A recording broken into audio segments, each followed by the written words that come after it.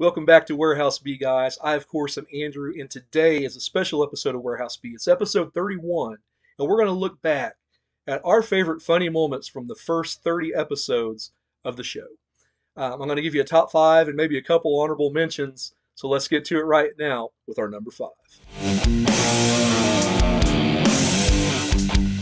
Yeah, and of course, the best line in the movie, and probably the best line in almost any B movie I've ever heard. Or any movie we've ever heard. Yeah, she's like, she pulls out this, they bring supplies in, and she pulls out this ham. And she's like, it's like a stuffed ham, but it doesn't feel like, it feels like a stuffed turkey. Yeah. And he grabs it and he throws it out the window and it explodes. And then, they go through, and I think he kissed the girl. That was when he kissed Alice. Yeah. And then she storms out, storms out. What's his name? Just fires off something. McNulty. McNulty, yeah. God damn it, McNulty. Like he says that all the time in this movie. Throughout the movie. God damn it, McNulty. But he said that. He's like, God damn it, McNulty. Next time someone hands you exploding ham, I'm passing the mustard. That's the best line. That's the best line I've ever heard in a movie, probably. It's just the best. Anyway. Andrew, why don't you lay out the story here? Oh my goodness. How long do we have? Well, summarize it. So this whole thing starts with the legend of the South Sea Queen, and it's 100 years in the past, and basically no man can satisfy her. She has, would you call it a vag viper or a snatch snake? She's got this snatch snake. Yeah.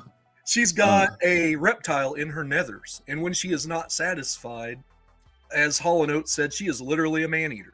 Yeah, she is a man-eater. She will eat your manhood. Watch out, boy, she'll chew you up. That's right. So let's not skip over the details here. This guy comes in to satisfy her, and when he gets the best of her, he reaches in and grabs the vag viper out and pulls it up into his hand, and then does one of these numbers like he's making a poop, he does one of these, turns it into a dagger. And then she's like, oh, you tricked me, and I put a curse on your great 100 years from now, your great granddaughter or some shit like that. I'm like, why the great granddaughter? You just like she just came up with it like that. Like, she's that was kind of random and on the nose. Yeah, it's almost like it was in the script. Like it was just so weird. I'm going to come back in 100 years, not tomorrow, not in 20. 100 years, your great granddaughter is going to be fucked, buddy. I'll see you soon. Like, it was just weird. Like, oh, you tricked me. Because she's naked through most of this movie. I mean, a lot. She is naked a lot in this movie, but which doesn't hurt anybody's feelings. Yeah, but, and we just watched that for you guys, our viewers, because we care about you so much. That shit makes me sick. You guys, this is for you. Just the vanilla characters to me was the worst part. Speaking of them, one scene I wanted to talk about, the scene, they rip it straight out of the Terminator 2. They go into this forest for the love scene, and she's like, "Oh, I'm cold," and he puts his jacket over her, and of course they end up going at it. And as he's going down on her, scene, I was thinking, you better check her cooter for reptiles. Yeah, I thought that was hilarious. Yeah.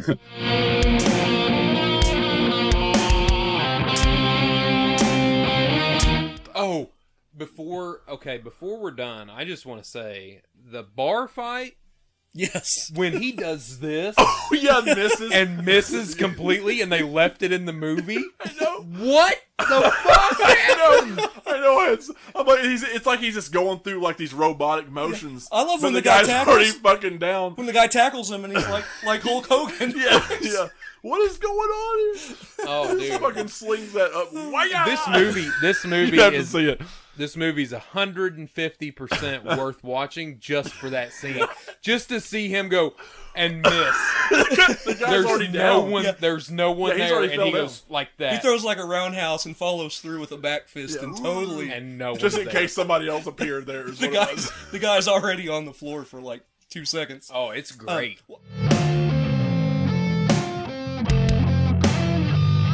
You can't fake buns like that either.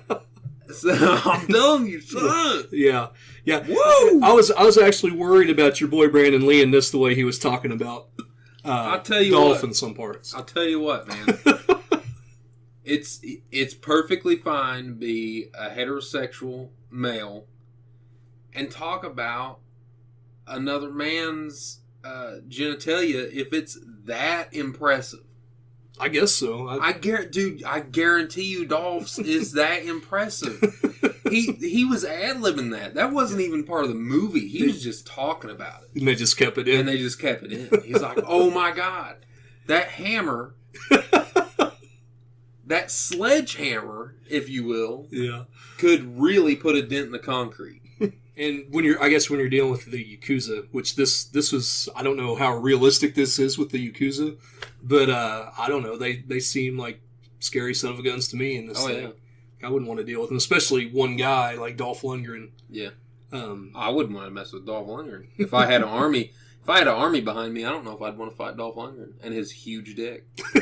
I know I wouldn't. Oh man! So here we are. What is this? 9-10 episodes into Warehouse B, and this is the highest scoring film we've reviewed so far. And the reason why we're sans Brandon. You think he'd bring it down a little bit? I don't know. I really don't. And he won't watch this either. Yeah, because he's not in it. Yeah. You're so vain. We're actually discussing reviewing Halloween 2 between the two of us. Yeah, as we speak. Probably gonna give it a terrible rating. Probably. Oh, talk about how Friday the 13th Part 8 so much better.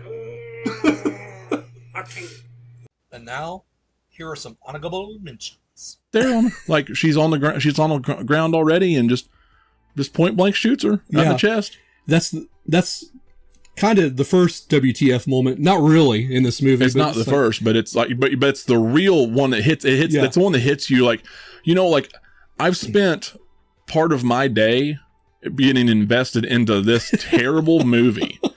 Like I've been, for God's sakes, I don't know why.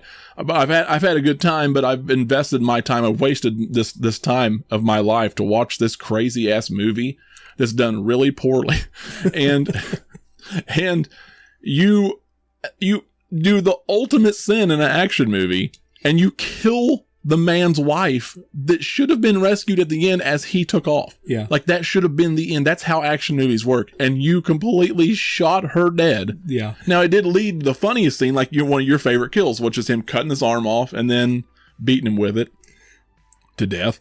But yeah, but I was like, I'm not even this movie isn't my favorite.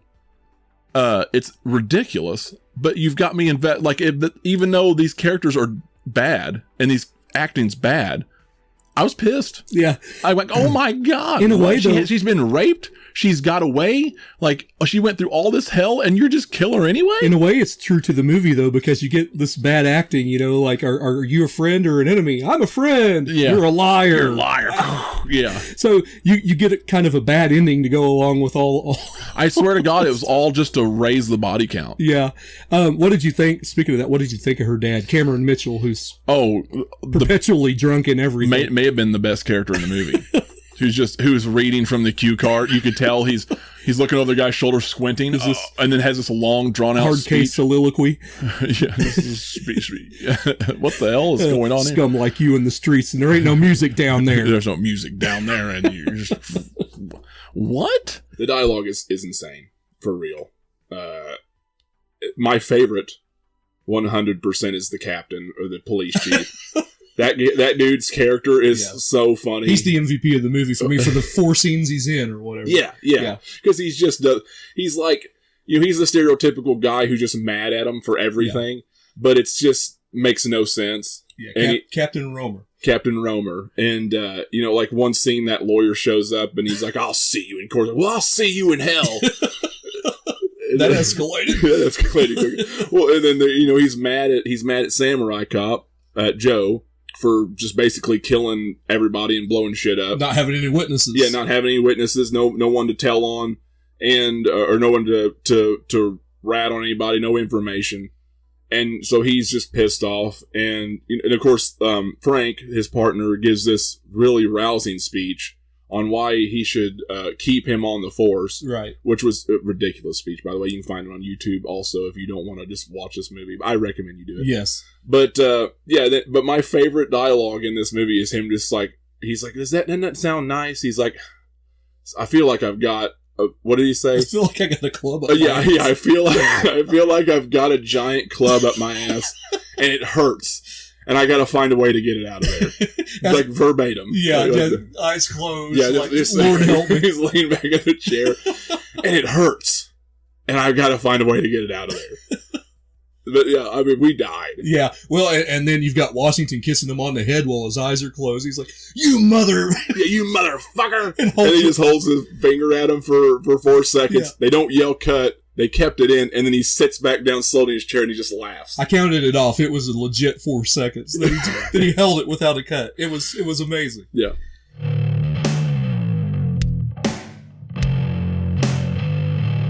Well, ladies and gentlemen, today it is Warehouse B. And what is this number? 21? 22. 22. Okay. So I'm way off. Anyway, 22. And it is Night Beast. And I know what you're thinking. You've never heard of this movie. Well, yeah. That's all I can say. It's I don't even know what to say. I'm at a loss for words, guys. I've watched this movie last night. And I don't know what the fuck's going on. This has got to be. No, I'm just gonna go ahead and throw it out there. This has got to be the worst fucking movie I've ever seen. Oh man, you've not seen many bad ones. This is one of the worst movies. This is 19. He attacks the town of Perry Hill, and thank God for Sheriff Jack Cinder in this movie. Oh yeah, thank God. Save the town. Yeah, for sure. For sure. Yeah, thank Randy, God for you him. have a shot of that guy? I can get one. Give me just a second. You know, you've got your action heroes like Schwarzenegger, This like is what we're talking Stallone, about right here. and now you've got Sheriff Cinder. He's the man. Is he though? Look at that guy. Is he really the man? I'm sorry, man. That guy's not saving the day.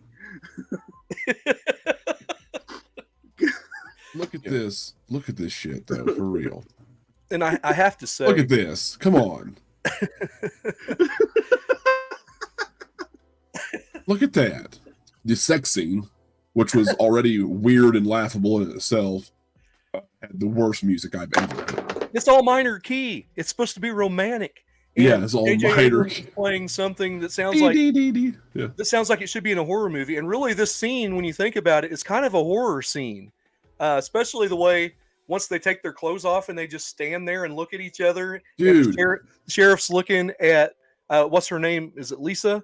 And just the way he's eyeing her, I'm like, dude, this is a straight up creepy. horror scene. It's creepy because they're like zooming in and then like they keep going back and forth the same shots and just zooming in slowly and it's showing them both kind of naked and it's just like It's like, what ooh, is I like that happening shot. Ooh, I don't like that shot. Let's keep Shot.